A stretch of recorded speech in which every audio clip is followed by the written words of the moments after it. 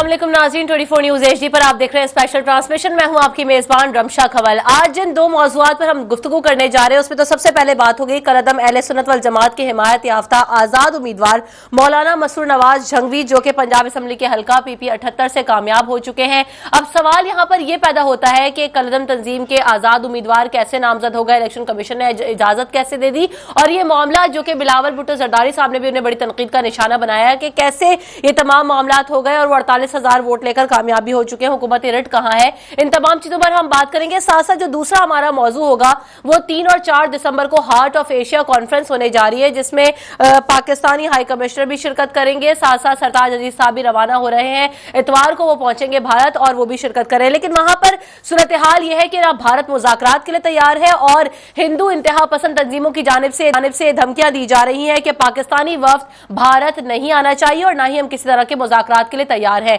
तो क्या होने जा रहा है, पाकिस्तान को क्या शिरकत करनी चाहिए या हमें शिरकत नहीं करनी चाहिए, इन तमाम मौजूआत पर बात करते हैं। अपने पैनल का तारुफ आपसे कराती चलूं।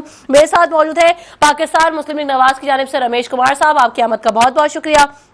पाकिस्तान तहरीक इंसाफ से मुझे ज्वाइन किया है अंदलीब अब्बास साहिबा ने, आपका भी बहुत शुक्रिया। कुछ ही देर में पाकिस्तान पीपल्स पार्टी की जानिब से इख्वानजादा चट्टान साहब भी हमारे साथ मौजूद होंगे, उन्हें भी अपने प्रोग्राम का रखेंगे, उन्हें भी शामिल गुफ्तगू रखेंगे। सबसे पहले तो रमेश कुमार साहब, मैं आपसे जानना चाहूंगी कि हमने देखा कि PP 78 के ज़िमनी इंतखाब में 12,793 वोटों के मार्जिन से एक उम्मीदवार कामयाब होते हैं और वो कामयाब उम्मीदवार मसरूर नवाज झंगवी साहब है, जिनका ताल्लुक कलअदम सिपह सहाबा पाकिस्तान उनके वालिद का भी ताल्लुक रहा।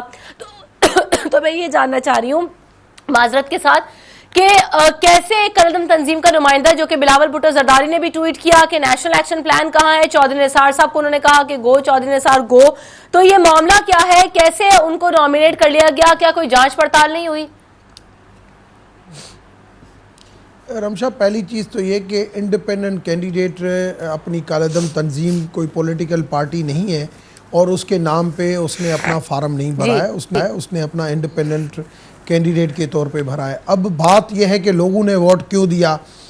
अब ये जो माइंड सेट है उसको सोचना चाहिए कि वहाँ पे जो लोग हैं, PMLN का भी कैंडिडेट था, PTI का भी कैंडिडेट था, लोगों ने उस बंदे को वोट दिया जिसका कम से कम औरों को तो नहीं, इलाके वालों को तो लाजमी पता होगा कि इसका ताल्लुक क्या रहा है, इसका कैरेक्टर क्या है, इसकी ये क्या चीज़ है।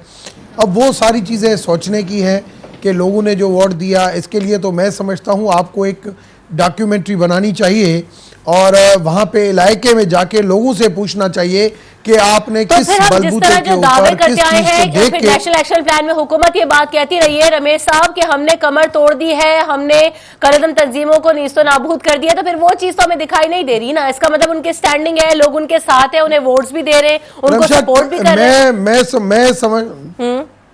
मैं समझता हूँ उसने देखा ना 50,000 वोट बहुत होते हैं, उसने इतने अगर वोट लिए हैं वहाँ पे तो लाजमी नहीं है कि सारे कोई तालिबान हैं या सारे कोई बैन बंदे हैं।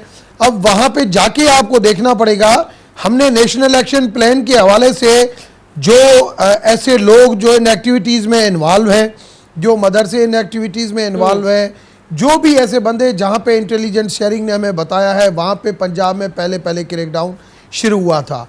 अब ये जो इलेक्शन में जो खड़ा हुआ है ये तो किसी ऐसी जहादी तंजीम के नाम पे खड़ा नहीं हुआ है, ये एक इंडिपेंडेंट कैंडिडेट खड़ा हुआ है।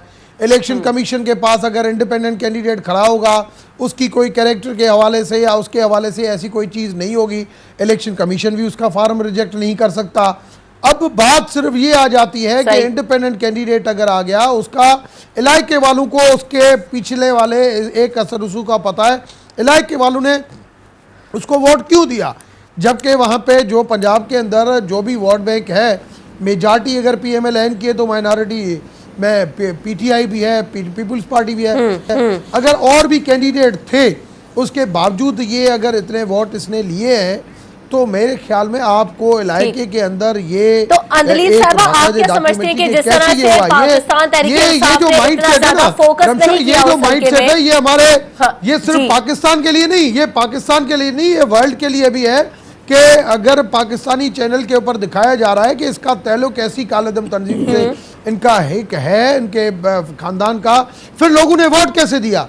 तो एक ठीक। इंटरनेशनली भी जो है इस बात का आता है। नहीं, तो मैं उसी की बात करना चाह रही हूँ। देखिए रमेश साहब, जिस नेशनल एक्शन प्लान की हम बात कर रहे हैं, अगर वो कामयाब है, सुनिएगा जरा, सुनिएगा रमेश साहब, अगर हम नेशनल एक्शन प्लान की बात करते हैं, अगर वो कामयाब है, तो वो जो माइंडसेट की हम बात कर रहे हैं वो चेंज नहीं हुआ। लोग उन्हें अपने हलकों में, अपने इलाकों में अभी भी सपोर्ट कर रहे हैं, और इसी तरह से हम देख रहे हैं कि आज वो मैंडेट लेकर भी मुंतखब हुआ। अंदलीब साहब, आप इस पर क्या कॉमेंट करेंगे? पाकिस्तान तहरीक इंसाफ ने उस तरह से कैंपेन नहीं की, उस तरह से जोर नहीं डाला इस हल्के पर, वजह?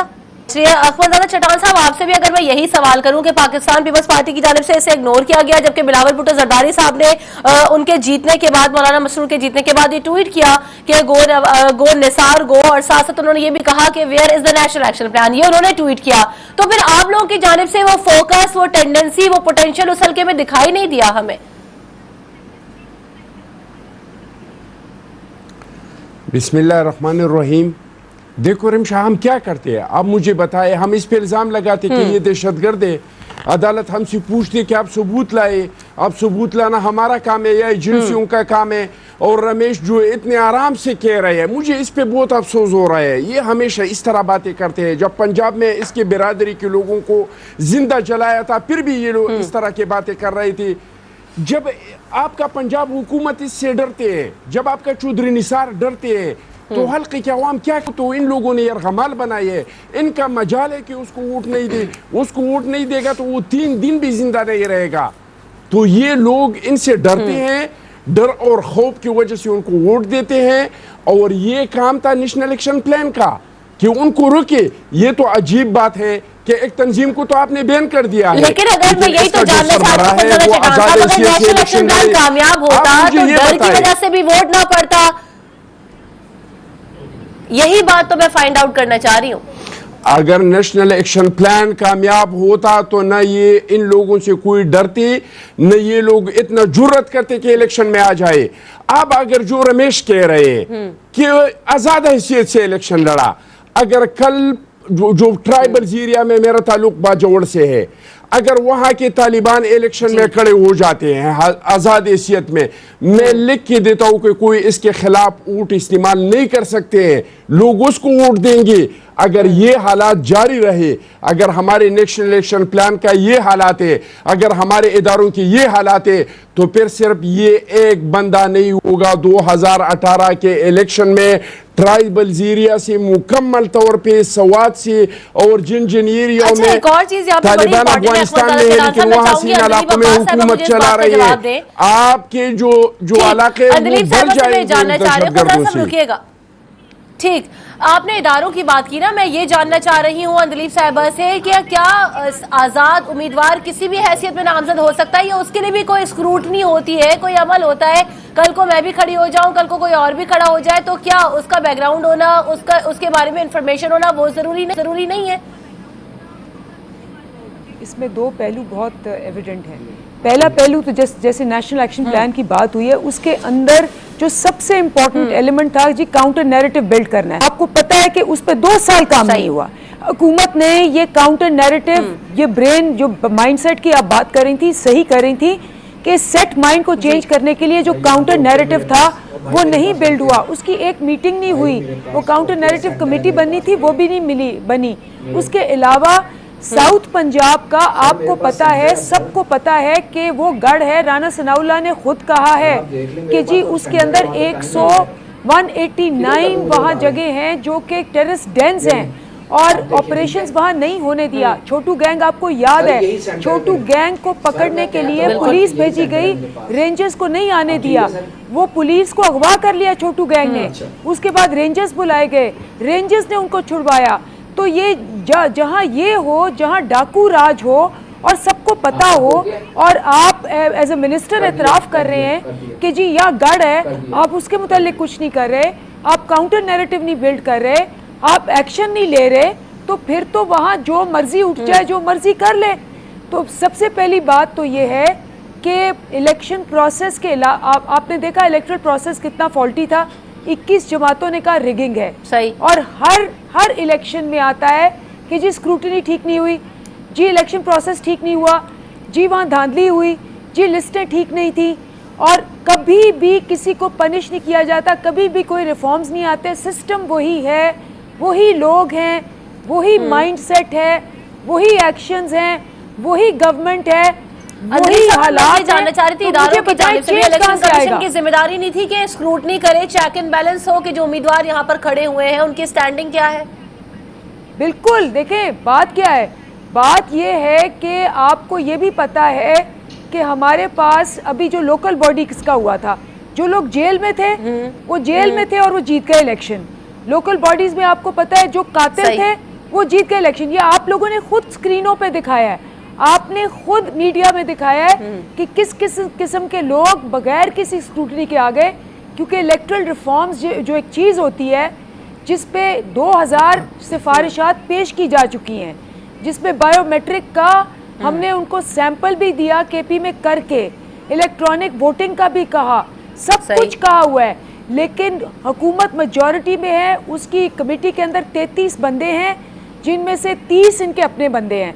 और जैसे ये 24वीं रमेश कुमार साहब, क्या वजह है कि इलेक्टोरल रिफॉर्म्स की अगर बात की जाती है, अब 2018 के इलेक्शंस भी करीब आ रहे हैं, लेकिन इलेक्टोरल रिफॉर्म्स के ऊपर हुकूमत की वो तवज्जो नहीं है। बायोमेट्रिक सिस्टम मुतारिफ कराने का कहा जाता है, लेकिन हम देखते हैं कि तमाम सियासी जमातें उस पर एक पेज पर नहीं दिखाई देती और ये मामला गोल हो जाता है। तो क्या हुकूमत की जिम्मेदारी नहीं है कि इलेक्टोरल रिफॉर्म्स किए जाए ताकि साफ और शफाफ इलेक्शन हो, एक ऐसा निजाम मुतारिफ करवा दिया जाए? बिल्कुल हुकूमत की जिम्मेदारी है। रमशा, मैं दो चीजों के ऊपर बात करूंगा। रमेश साहब जवाब दीजिएगा। पहली चीज ये कि इलेक्टोरल रिफॉर्म कमेटी के लिए कमेटी बनी हुई है, मगर पीटीआई का दोबारा बार बार जो एहतजाज आ जाता है जिसकी वजह से उनके मेंबरान नहीं पहुंचते हैं, तो फिर हम ऐसी कोई चीज़ नहीं चाहते हैं जहाँ पे कंसेंसस नहीं हो। हम चाह रहे हैं कि कंसेंसस के साथ इलेक्टोरल रिफॉर्म कमेटी अपना काम पूरा करे और 2018 की इलेक्शन से पहले पूरा करेगी, ये यकीन है। अभी मेरे ख्याल में इन्होंने स्टैंडिंग कमेटी में आना शुरू कर दिया है दोबारा, तो ये आ जाएगी। मगर दूसरी चीज़, मैं ये नहीं कहता हूँ कि पंजाब के अंदर कोई दूध की नदियाँ बह रही हैं, मैं समझता हूँ पंजाब के अंदर भी प्रॉब्लम है, मगर आज मुझे अफसोस हो रहा है कि पीटीआई जो खुद इन तालिबानों को, इन मदरसों को 30-30 करोड़ पे जो है फंडिंग देती है, सबको पता है कि किस किस को दे रही है, क्या केपीके के अंदर हो रहा है, या पीपुल्स पार्टी जहाँ पे पॉलिटिकल सरपरस्ती के तहत एमक्यूएम ये अपना पीपुल्स पार्टी 2000 आप देखें 8 से लेके क्या क्या हुआ, क्या 12 मई को हुआ, क्या उसके बाद हुआ, क्या यहाँ पे लियारी अमन का, मतलब बहुत सारी चीज़ें हैं। तो ये जो बातें कर रहे हैं कि भाई पंजाब के अंदर ये हो रहा है, मैं कहता हूँ कि पंजाब के अंदर प्रॉब्लम है, मगर पीपुल्स पार्टी और पीटीआई वो जो खुद इन चीज़ों में इन्वॉल्व हैं उनको कोई हक नहीं पहुँचता। मैं आज भी कहता हूँ कि लेकिन अभी आज बात पंजाब की नहीं हो रही है, आज सब पाकिस्तान की बात हो रही है ना। और अगर आप पाकिस्तान तहरीक इंसाफ और पाकिस्तान पीपल्स पार्टी को कह रहे हैं तो भाई उनके खिलाफ भी ये मसाइल तो हल होने चाहिए ना, ऐसे तो काम नहीं चल सकता। खैर बहरहाल यहाँ पर ब्रेक के बाद जब हम वापस आएंगे, रुकिएगा रमेश साहब, ब्रेक के बाद जब वापस आएंगे तो इस मौजू पर भी हम बात करेंगे कि जो हार्ट ऑफ एशिया कॉन्फ्रेंस होने जा रही है उसमें पाकिस्तानी वक्त पहुंचेगा, सरताज अजीज साहब संडे को रवाना होंगे। अब देखना यह है कि आखिरकार वहां पर पहुंचते हैं, क्या मामला होते हैं, क्योंकि भारत तो मुज़ाकरात के लिए तैयार नहीं है। इस पर हम बहस करेंगे, गुफ्तगू करेंगे after this break. Stay with अस।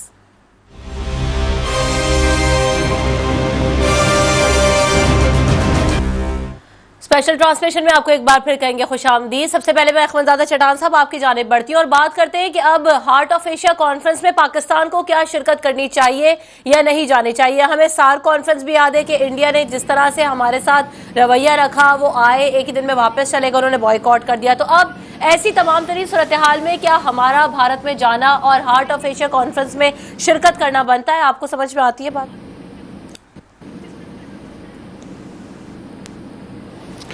देखिए जी, मुज़ाकरात के बगैर तो हमारा कोई हल नहीं है। आप मुज़ाकरात नहीं करेंगे तो फिर लड़ेंगे। लड़ाई तो हम नहीं चाहते, लड़ाई तो दोनों कौमों के, दोनों ममालिक के मफाद में नहीं है। लड़ाई तो तबाही है, वो तबाही ला रही है। हमें चाहिए कि हम बैठ के अपने मुज़ाकरात के ज़रिए इस मसाइल का हल निकाल दें।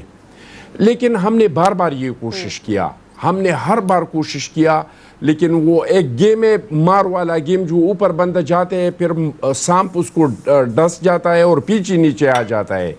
जब तक हमारा मसला कश्मीर हल नहीं होगा, हमने बार बार मुज़ाकरात की, कभी ट्रेन सर्विस शुरू किया, कभी बस सर्विस शुरू किया, कभी बिजनेस शुरू किया, सब कुछ करके हमने देख लिया, लेकिन जब तक मसला कश्मीर सही। हमारे दरमियान में है तब तक हमारे मसाइल हल नहीं हो सकते, तब तक हमारे ताल्लुकात अच्छी नहीं हो सकते। हमारी हुकूमत को चाहिए कि फर्स्ट प्रायोरिटी ये दे दे कि हम हमारे साथ कश्मीर पे बात करें। अगर हमारे दरमियान कश्मीर का मसला ख़त्म हो जाता है, हमारे बाकी मसाइल खुद बखुद ख़त्म हो जाते हैं। लेकिन नून लीग का जब हुकूमत आ जाती है, वो कश्मीर को बहुत एक बड़ा साइड इशू पे है ना। रख के सबसे पहले तो कभी हम business के एलओसी बात को ही करते कवर हैं। अप नहीं कर पा रहे। अभी तक एलओसी के खिलाफ वर्जी जो है वो जारी है, उस पर भी हमने देखा कि रद्द अमल आया, लेकिन वो भारतीय जारियत रुक नहीं रही है। रमेश साहब, आप क्या कहते हैं इस पर? कश्मीर का पता तो उसके बाद आता है ना, पहले एलओसी की सूरत हाल हमारे कंट्रोल में नहीं है इस वक्त। अगर ये रुक भी जाए, अगर ये रमशा, रुक भी जाए,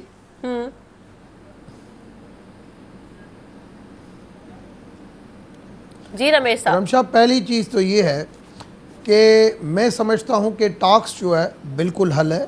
टॉक्स के बगैर कोई चीज़ जो है मसले का हल नहीं है, मगर टॉक्स हमारी कमज़ोरी नहीं है। अगर इंडिया जिस तरीके की एलओसी की बार बार वायोलेशन कर रहा है, हम इसको बार बार जो वार्निंग दे रहे हैं और सामने उसके खिलाफ एक्शन भी कर रहे हैं, हम इतनी बातें नहीं करते हैं क्योंकि हम सामने जो हमारा एक्शन है वो मैं समझता हूँ उसका नुकसान ज़्यादा हो रहा है, हमारा नुकसान कम हो रहा है। मगर शुरुआत कौन कर रहा है उसको देखना चाहिए। कश्मीर के इशू के ऊपर आपने देखा कि आज़ाद कश्मीर की जब इलेक्शन हुई, पीपुल्स पार्टी और पीटीआई ने बहुत इसके ऊपर सियासत की, मगर वहाँ के लोगों ने समझा कि पीएमएल-एन की गवर्नमेंट जो एक मुहब्बे वतन गवर्नमेंट है, एक मुहब्बे वतन लीडरशिप है, वो कभी भी कश्मीर के ऊपर कोई ऐसी कंप्रोमाइज़ नहीं करेगी। इन्होंने वो मैंडेट हमें दिया पीएमएल-एन को जो तारीख में कभी किसी पॉलिटिकल पार्टी को जो गवर्नमेंट में हो और उसको इतना मिला हो। हाँ, गवर्नमेंट है, मिलता है, पीपुल्स पार्टी को भी मिला, वो भी मिला, मगर जो तारीख की मैंडेट जो हमें मिला वो इस वजह से मिला कि उनको पता था कि कश्मीर इशू मियां मोहम्मद नवाज शरीफ की सरबराही में हल हो सकता है। और उसका जवाब मियां मोहम्मद नवाज शरीफ ने जो अक़वाम मुत्तहिदा में जो उन्होंने यूएन में जो दिया, मैं नहीं समझता हूँ कि पाकिस्तान की हिस्ट्री में कश्मीर का इशू ऐसे कभी हाईलाइट हुआ हो। और मगर लेकिन रमेश साहब, हमें ये भी याद है कि भारत के मुखालिफ हमारे पास जो सबूत मौजूद थे, कुलभूषण जो हमारे पास सबसे बड़ा ट्रम्प कार्ड था, उसका जिक्र अक़वाम मुत्तहिदा में वज़ीर आज़म मोहम्मद नवाज शरीफ ने नहीं किया, जिसकी वजह से हमें काफी ज्यादा ज़िल्लत का सामना करना पड़ा। अगर वो हम पॉइंट उठाते तो बड़ा वैलिड पॉइंट था हमारे पास। मेरी बात सुनो रमशा, मेरी बात सुनो। अभी मुझे पता है कि आपका 1 घंटे का शो है, मुझे 10 मिनट बात करने का या 15 मिनट में मौका मिलेगा। मैं 15 मिनट के अंदर वो चीज़ें चाहूँगा जो आपके क्वेश्चन हो, जो अभी इस वक्त जो पॉइंट हाईलाइट करनी हो मैं उसके ऊपर जाऊं, या मैं पूरी पीटीआई का दास्तान सुनाऊं, या मैं पीपुल्स पार्टी का पूरा दास्तान सुनाऊं। नहीं, मैं नहीं कह रही कि पीटीआई की दास्तान, आपने मैंडेट की बात की, आपने इतनी बड़ी बात की, उसके बाद मैं तो सवाल ही पूछ रही हूं ना, वज़ीर आज़म में तो आप खुद लेकर आए, मैंने तो सवाल आपसे किया ना।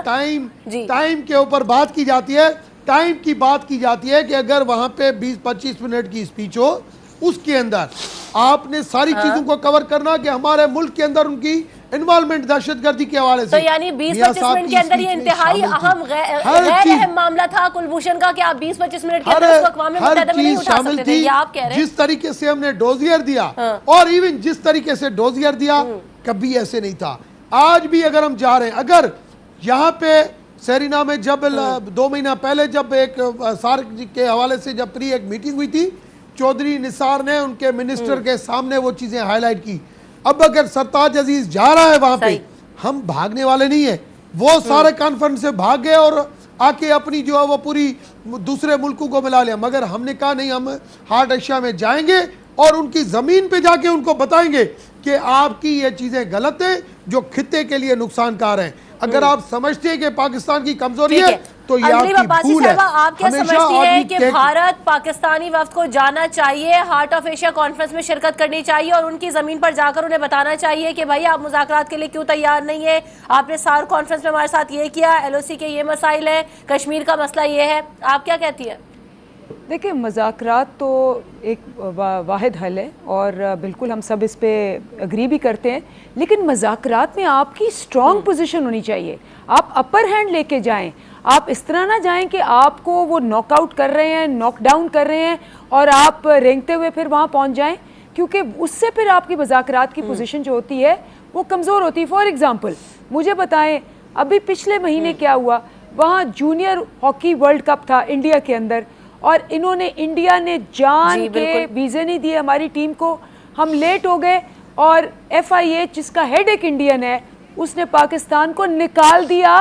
पहली दफ़ा हिस्ट्री में हम वर्ल्ड कप में पार्टिसिपेट नहीं कर सके। बहुत सुबकी हुई हमारी इन चीज़ों पे। हमारी गवर्नमेंट ने क्यों नहीं बहुत बड़ा स्टैंड लिया, क्यों नहीं एक तूफान मचाया, क्यों उनको गंदा नहीं किया। एतजाज है जहाँ तक ये बोलते हैं ना। हॉकी टीम की बात कर दी है तो काइंडली ये भी नोट कर लेना कि खुर्शीद कसूरी की किताब की तकरीब रौनुमाई थी, वहां उनके साथ क्या हुआ। PCB चेयरमैन जब वहां पर प्रेस कॉन्फ्रेंस करे थे तो उनके साथ वहां पर क्या हुआ। उसके बावजूद अभी भी शिवसेना की जानिब से धमकियां दी जा रही है कि पाकिस्तानी वफ्द नहीं आना चाहिए, फिर भी हम पहुंच रहे हैं। जबकि सात कॉन्फ्रेंस में भारत का रवैया क्या था वो भी हम सबको याद है। वही तो मैं कह रही हूँ आपको कि अगर इस तरह से जाना है तो सबसे पहली बात तो ये है कि अभी जो एतजाज हसन ने उनको चैलेंज किया था असेंबली के अंदर वज़ीर आज़म को कि अगर वज़ीर आज़म अपने मुंह से असेंबली के अंदर ही इंडिया छोड़े, असेंबली के अंदर कुलभूषण यादव का नाम ले दें तो मैं 50,000 रुपया एक चैरिटी को दे दूंगा। चलें आप चैरिटी का सोच के ही नाम दे दें। वज़ीर आज़म ने अपने मुंह से आज तक नाम नहीं लिया। तो सबसे पहली बात यह है कि भारत जब देखता है कि इतना डिफेंसिव है, और दूसरी बात क्या है, आपकी पॉलिसी क्या है, आपकी स्ट्रेटजी क्या है। आपकी फॉरेन पॉलिसी आज तक पता नहीं चली। आपकी फॉरेन पॉलिसी ऐसी है कि आपके ताल्लुकात अफगानिस्तान से, इंडिया से, ईरान से, सबसे आपने बिगाड़ लिए। अब आपको पूरे खित्ते के अंदर आपकी पोजीशन जो है वो बैकफुट पे है। आपको इंडिया जो है वो बॉर्डर पे तंग कर रहा है, डिप्लोमेटिक फ्रंट पे तंग कर रहा है, रीजनल तंग कर रहा है। आपने कश्मीर कमेटी का अपने वो मौलाना फजलुर रहमान को हेड लगाया हुआ है। फिर आपने 20 बंदे भेज दिए सैरों पे कश्मीर का इशू उठाने। सारी दुनिया में सबको पता है किसको भेजा गया है और किसको किस पर्पस के लिए भेजा गया है। आपकी पूरी स्ट्रेटजी, आपकी रीजनल, आपकी फॉरेन पॉलिसी, पूरी स्ट्रेटजी एक मजाक है। और जब एक मजाक हो और उस पर वज़ीर आज़म को बार बार चैलेंज किया जाए कि आपके बिजनेस इंटरेस्ट हैं, आप बैकफुट पे हैं, तो ऑब्वियसली दूसरे नेशंस हमारा फ़ायदा उठाएंगे। ऐसे हालात में मज़ाकरात होंगे, लेकिन वो नाम के होंगे, उसके अंदर कुछ अचीव होने का बहुत कम चांस है, और उसके अंदर पाकिस्तान का अपर हैंड नहीं होगा। ब्रेक यहाँ पर लेते हैं। ब्रेक के बाद जब वापस आएंगे तो इस करेंगे, क्योंकि आपने भी कहा कि हम एक डिफेंसिव मोड में दिखाई देते हैं, हमारी पॉलिसीज जो है वो इतनी स्ट्रांग नहीं है। फॉरेन पॉलिसी कहाँ है, फॉरेन मिनिस्टर कहाँ है। और जैसे कि पाकिस्तान पीपल्स पार्टी के 4 मुतालबात में से एक मुतालबा ये भी है कि फौरी तौर पर फॉरेन मिनिस्टर को तैनात कर दिया जाना चाहिए, खारजा पॉलिसी जो है उसे वज़ा कर देना चाहिए। ब्रेक लेते हैं, उसके बाद वापस आते हैं तो इसका जवाब रमेश साहब से और अखमदजादा चटान साहब से लेंगे कि आखिरकार हमारी फॉरेन पॉलिसी और फॉरेन मिनिस्टर जो है वो कहाँ पर मौजूद है। इसका जवाब आपसे लेंगे after this break. Stay with us.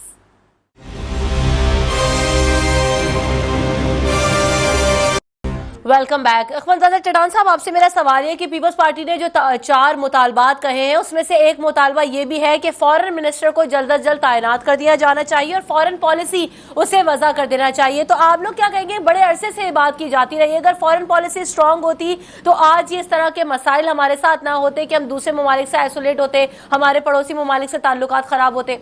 What do you से?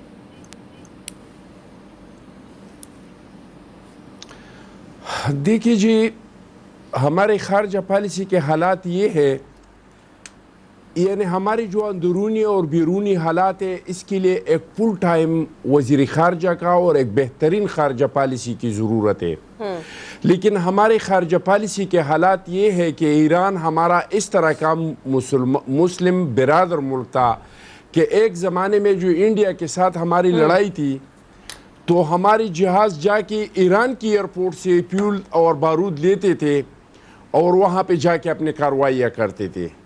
अफ़गानिस्तान जिसके 35 साल इनके 1 करोड़ से ज़्यादा लोगों को हमने पनाह दिया था, और आज हमारे सरजमीन पे इसकी 30 लाख से ज़्यादा लोग रह रहे हैं और हमारे इस्लामी मुल्क है, इनके साथ हमारे हालात देख ले। सऊदी के साथ जो हमारा प्राइम मिनिस्टर जाते हैं उसको अपने एक मुलाजिम से ज़्यादा हैसियत नहीं देता है, लेकिन जब इंडिया का वहाँ के वज़ीर आज़म जाता है जो हमारे एक इस्लामी बिरादर मुल्क है, उनको नवाजते हैं और उनके साथ बिजनेस करते हैं। आप देख ले कि सऊदी के साथ हमारा कितना बिजनेस है, इंडिया का इसके साथ कितना बिजनेस है। और ये रमेश जो कह रहे हैं कि कश्मीर के लोगों ने हमें वोट दिया है और कश्मीर में हमें, भाई आप किस दुनिया में रहते हैं? आप कश्मीर का तारीख उठा के देख ले, जिसका भी मरकज में हुकूमत है हमेशा उन्होंने कश्मीर में हुकूमत बनाया है। तो क्या इसका मतलब ये है कि इन लोगों को नहीं पता कि आपके नवाज शरीफ के वहां पे कारोबार है? उनको नहीं पता कि आपकी इंडिया से क्या क्या मजबूरियां हैं? हमारा एक कबूतर जाता है इंडिया के अंदर, एक कबूतर की वजह से पूरी दुनिया में इंडिया जितना डंडोरा पीटते हैं, इनका एक रेगुलर सर्विस ऑफिसर आपने पकड़ लिया और आपके वजीर आजम ने अभी तक इसका नाम तक नहीं लिया। हम समझते हैं कि हमें जितने अंदरूनी, आज हम दहशतगर्दी की शिकार मुल्क है और ऐसे हालात में कि इंडिया पूरी दुनिया में डंडोरा पीट रही है कि पाकिस्तान दहशतगर्द मुल्क है, पाकिस्तान दहशतगर्द मुल्क है और इसको अमेरिका के आशीर्वाद हासिल है। ऐसे हालात में हमें एक वजीर खारजा की जरूरत है। बात करें ना, अखमदजादा चटान साहब जो बात कह रहे हैं कि भारत पूरी दुनिया में प्रोपेगेंडा कर रहा है, और मैं लफ्ज इस्तेमाल कर रही हूँ, रुकिएगा अखमदजादा चटान साहब, मैं लफ्ज इस्तेमाल कर रही हूँ प्रोपेगेंडा। प्रोपेगेंडा यानी उस बात में हकीकत ना भी हो लेकिन वो उसको शोर मचा रहा है। हमारे पास जो कि सबूत मौजूद है कुलभूषण के अगेंस्ट, लेकिन हम उस तरह से शोर नहीं मचा रहे। और एक और बात रमेश साहब, मुझे दोनों बातों का जवाब दीजिएगा कि हम 11 नए वुज़रा आपकी काबीना में शामिल हो जाते हैं लेकिन अभी फिर वजीर खारजा साहब को तैनात आप नहीं करते, क्या वजह इसकी? कौन सी ऐसी चीजें हैं कि आप खारजा पॉलिसी और वजीर खारजा को इतना नेगलेक्ट कर देते? मेरी तरफ से भी एक सवाल पूछे रमेश से, मेरी तरफ से भी इनसे एक सवाल पूछ लीजिए। मेरी तरफ से इनसे एक सवाल पूछे कि आपके नवाज शरीफ साहब के बच्चों के वहां पे बिजनेस है कि नहीं है? आप मुझे आज ये बताएं कि वहां पे इनका बिजनेस है कि नहीं? जवाब इस सवाल का मुझे जवाब दे दे, सारा मसला क्लियर हो जाएगा। ठीक है जी रमेश साहब। पहली चीज जी रमेश साहब फरमाइए। मैं जो बात करता हूँ ना वो बिल्कुल तोल के करता हूँ, ऐसी हवा में बात नहीं करता। मैंने ये कहा कि कश्मीर की जितनी भी इलेक्शन हुई है फेडरल गवर्नमेंट से रिलेटेड होती है, मगर जो मैंडेट पीएमएलएन को मिला इतनी सारी क्रिटिसिज्म के बाद क्यों मिला? क्योंकि सारे लोग समझते हैं कि पीएमएलएन की गवर्नमेंट मियां मोहम्मद नवाज शरीफ ये मसला इतने गैस लगाने के दूसरी बाद चीज प्रोपेगेंडा की जो बात की, अभी चटान बीच में बात नहीं करे प्लीज आप देखें, ये इस तरीके से बात नहीं होती। मैं रमशा ये उसने बात की जी, मैंने सुनी, कम से कम अंदलीब अब्बास जैसे जो है ना वो आप थोड़े से सोबर बने। अच्छा, अब बात यह है, दूसरी आपने बात की कि भाई प्रोपेगेंडा। मैं मानता हूं कि इंडिया के अंदर जो नरेंद्र मोदी की जो सोच और उनके साथ कुछ मीडिया के लोग जो नेगेटिव प्रोपेगेंडा करते हैं, हम उस नेगेटिव प्रोपेगेंडा करने वाले नहीं है, क्योंकि हमें इक़्तिदार मोदी साहब को पहली मरतबा मिला है, हमें तीसरी मरतबा मिला है। हम सिचुएशन को समझते हैं कि हमें सिचुएशन को कैसे टैकल करनी है और हमें इन इश्यूज़ को कहाँ पे हाईलाइट करना है वो हमें ज़्यादा पता है बनस्बत उसके। कभी भी हमने मुल्क के साथ कभी किसी किस्म की सौदेबाजी इस किस्म की हमने नहीं की। कारोबार चाहे इंडिया से हो चाहे किसी से हो, फॉरेन पॉलिसी,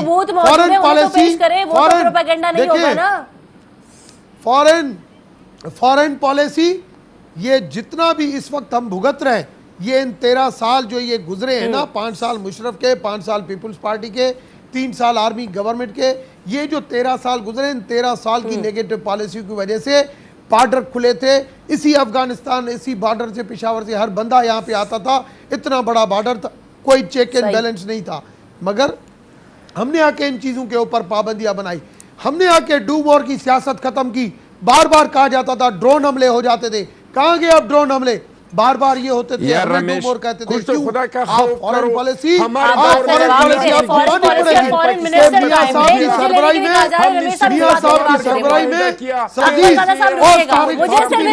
जवाब दे दीजिए।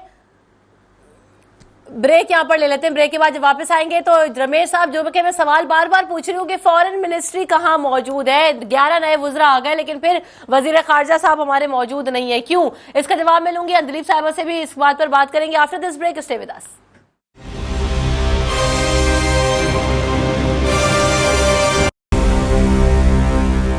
स्पेशल ट्रांसमिशन में आपको एक बार फिर कहेंगे खुशामदीद। अनरीफ साहबा, आपसे भी मैं इस बारे में बात करना चाह रही हूँ कि 11 नए वुज़रा तैनात कर दिए गए, लेकिन वजीर खारजा का मामला वहीं का वहीं है। फॉरेन पॉलिसी हमारी कहीं स्टैंड नहीं करती, हमारे ताल्लुकात खराब है। आप क्या कहती हैं, पाकिस्तान तहरीक इंसाफ इस पर क्या स्टांस रखती है?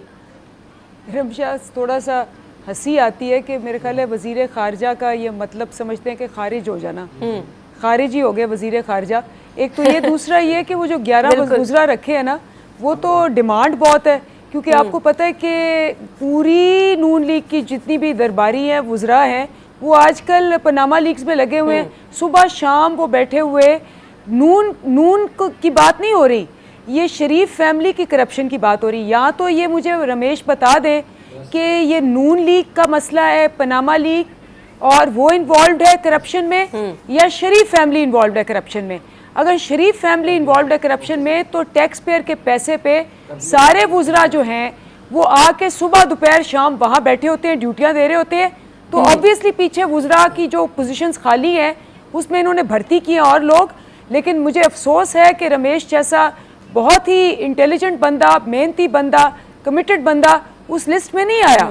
इसका मतलब है कि वो लिस्ट कंप्राइज करती है ऐसे लोगों की जिनका सिर्फ एक काम है कि नून लीग की करप्शन, इनकॉम्पिटेंस और नाअहली के ऊपर लेपा पोतियाँ करके, ओवर टाइम लगा के, वो जो मरियम नवाज ने एक मीडिया स्ट्रेटजी विंग खोला हुआ है, उस पर अपनी कारकर्दगी दिखा के आपने वजारतें बनी, जिसकी वजह से आज रमशा लाहौर के अंदर क्राइम रेट सबसे हाई है इस वक्त। लाहौर में डकैती, मर्डर्स, सारे इनकी अपने वर्कर्स मर रहे हैं, उनको मर्डर किया जा रहा है। और शर्म की बात है कि जवाब दीजिएगा, क्या हो रहा है? नून लीग जो है डिफेंसिव फोर्स बन गई है शरीफ खानदान की।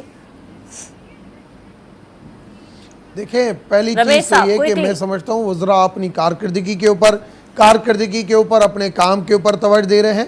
पनामा इशू जो है, जो सवाल सुप्रीम कोर्ट से पूछे जाएंगे, वो वकला जो है वो वकला वहाँ पे सुप्रीम कोर्ट में जमे कराते जाएंगे। अब पनामा इशू बन गया है पीटीआई का, क्योंकि अब ये ढूंढ रहे हैं कि अब पनामा से भी ये जो हालात जा रहे हैं मियाँ साहब क्लियर होते जाएंगे तो हमारी सियासत फिर हम किस चीज़ के ऊपर करेंगे। और हमने जो बायकाट किया है असेंबली का, अब तो हमें अगर उन्होंने मिन्थे नहीं की तो असेंबली में वापस कैसे आएंगे? इस वजह से बैठे बिठाए खुद ब खुद स्टैंडिंग कमेटी में वापस आना उन्होंने शुरू कर दिया। अब मैं समझता हूँ नेक्स्ट सेशन जो दिसंबर का आ रहा है उसमें भी खुद ब खुद आ जाएंगे। इसी स्पीकर का, जिसको स्पीकर नहीं मानते थे ना, इसी स्पीकर की सरबराही में आके इजलास को अटेंड करेंगे। हमारे लिए ये इशू नहीं है। मैं समझता हूँ हमारे लिए इशू ये है कि 2018 की इलेक्शन, हमने जो अपने मैनिफेस्टो दिया है उस मैनिफेस्टो को इम्प्लीमेंट करना हमारे टारगेट इस वक्त वो है जो हमने कौम से वायदे किए हैं कि हम कौम को जो डेवलपमेंट देनी है, जो लोड शेडिंग का खात्मा देना है, जो एक मजबूत इकोनॉमिकली पाकिस्तान मुल्क देना है हमारी, और एक मजबूत फॉरेन, बार बार बात की जाती है फॉरेन पॉलिसी की। फॉरेन पॉलिसी जितनी इस वक्त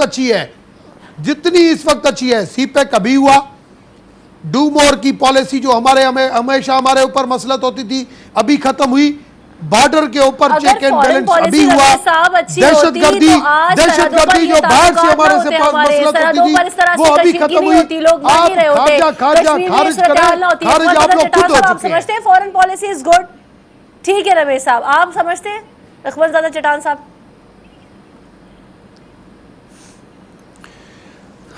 देखिए जी, ये उन्होंने अपने मंशूर की बात की, तो इन लोगों का मंशूर क्या था? इन लोगों का मंशूर ये था कि हम कशकोल तोड़ देंगे। अब जितने कर्जे उन लोगों ने लिए, ये इनसे पूछ ले कि कितने कर्जे लिए। इन लोगों का ये था कि 3 महीने के अंदर अंदर हुआ तो रमेश साहब उनकी बात सुन लीजिए। 8 बिलियन लिए, 20 बिलियन हमने प्लस किए हैं। रमेश भाई थोड़ा हौसला रखे, तो इनका मंशूर करो, मैं कभी आपके बीच में नहीं बोलूंगा और हम पेट फाड़ देंगे और पैसे निकाल देंगे। पैसे तो क्या निकालना था कि आप जो स्कैंडल्स आ रहे हैं पनामा को एक साइड पे रख के, जो नंदनपुर का स्कैंडल आ रहे हैं, जो यूथ स्कीम का स्कैंडल आ रहे हैं, जो पंजाब में सस्ती रोटी का स्कैंडल आ रही है, जो मोटरवे के बगैर टेंडर के स्कैंडल्स आ रहे हैं, सारे मेगा स्कैंडल जो आ रहे हैं, तो वो दूसरा इनका जो वादा था वो अपनी जगह पे। तो इन्होंने अपने मंशूर का कोई वादा न पूरा किया न पूरा कर सकते। इन लोगों का बस यही एक मंशूर है कि पैसा बनाओ, अपने कारोबार बढ़ाओ। जिधर नवाज शरीफ साहब जाते हैं वो अपने भाई को साथ लेके जाते हैं और अपने बेटों को साथ लेके जाते हैं। विपाक को नहीं, कमजोर कर मुझे दिया। इसका जवाब देने अगर देना, ये आपका शो खत्म हो पाकिस्तान जाएगा। विपाक का नाम है, ट्रांसपेरेंसी अगर ये इंटरनेशनल, बलूचिस्तान और पुख्तनख्वा इंटरनेशनल का हमें नाम क्रेडिट है, देता है, तो आप IMF मुझे की ये प्रेसिडेंट बताएं, हमें क्रेडिट भाई देती है। थोड़ा सही, ठीक है, सब्र वक्त बिल्कुल खत्म हो गया है, वक्त बिल्कुल खत्म हो गया है। हमें देखना ये है, ट्रांसपेरेंसी इंटरनेशनल हमें क्रेडिट देता है, IMF हमें ठीक है, क्रेडिट बहुत देता शुक्रिया है, रमेश वर्ल्ड कुमार बैंक साहब, आप हमें हमारे साथ मौजूद थे। अंदलीब अब्बास साहब हमारे साथ मौजूद थी, अहमदजादा चट्टान साहब साथ मौजूद थे। आप तीनों मेहमानों का बहुत बहुत शुक्रिया। अब देखना है कि 3 और 4 दिसंबर को जो हार्ट ऑफ एशिया कॉन्फ्रेंस होने जा रही है उसमें पाकिस्तानी हाई कमिश्नर अब्दुल बासित साहब ने जो भारतीय अखबार को इंटरव्यू दिया उसमें तो उन्होंने ये कहा है कि भारत से मुज़ाकरात की भीख नहीं मांग रहे। लेकिन अब देखना यह है कि सरताज अजीज साहब हार्ट ऑफ एशिया कॉन्फ्रेंस में जाकर क्या बातचीत करते हैं और क्या पाकिस्तान और भारत के दरमियान जो ताल्लुकात हैं वो इस्तवार हो सकते हैं। ये तो अब आने वाला वक्त ही बताएगा। मुझे दीजिए इजाजत, अपना बहुत सारा ख्याल रखिएगा, हमें दुआओं में याद रखिएगा। अल्लाह हाफिज।